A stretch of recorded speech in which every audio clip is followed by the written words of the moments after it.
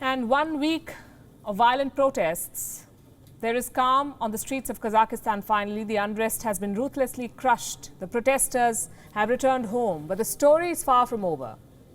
There will be a dissection of what happened. How did sleepy Kazakhstan rise up in revolt? Fuel prices, says the government. But you saw the pictures from last week, thousands of people marching on the streets. There was rioting and clashes with the police. That kind of outrage does not happen for fuel. It happens with deep discontent.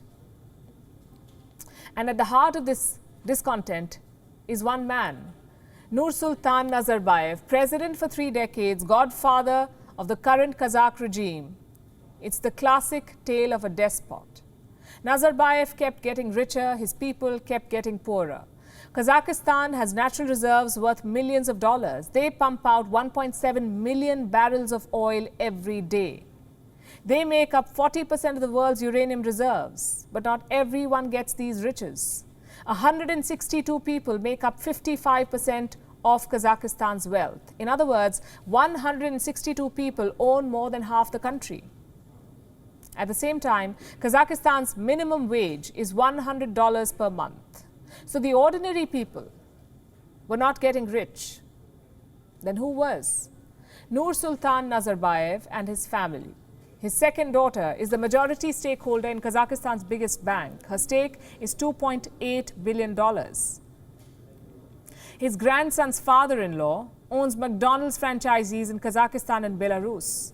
His eldest daughter owns a massive portfolio in Britain. Reports say around £140 million. Nazarbayev was never shy of spending this money.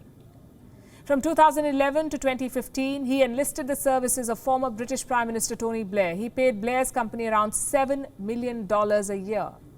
What did he get in return? Some prime ministerial advice, apparently. In 2012, he splurged again. Nazarbayev paid rapper Kanye West $2.7 million. What for? To perform at his grandson's wedding. This man is a mix of dictator and born villain. In 2010, he announced a mission for his scientists to find the elixir of life, basically to make him live longer, or forever perhaps. Needless to say, they failed. In 2019, at the age of 79, Nursultan Nazarbayev had to step down, but not before charting an impressive legacy. Kazakhstan's capital city is now named after him. It was called Astana once, now it is Nursultan.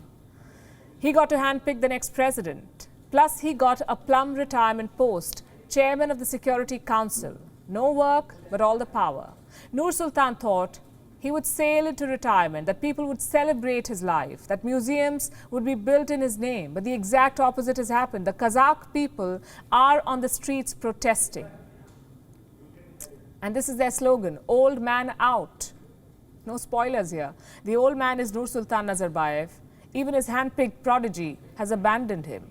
First, he was removed from the Security Council, and on Tuesday, the current president fired a rare criticism at Nazarbayev. He blamed his predecessor for the wealth inequality in Kazakhstan. Listen to this. Thanks to the first president, the leader of the nation, a group of very profitable companies and a layer of wealthy people, even by international standards, have appeared in the country.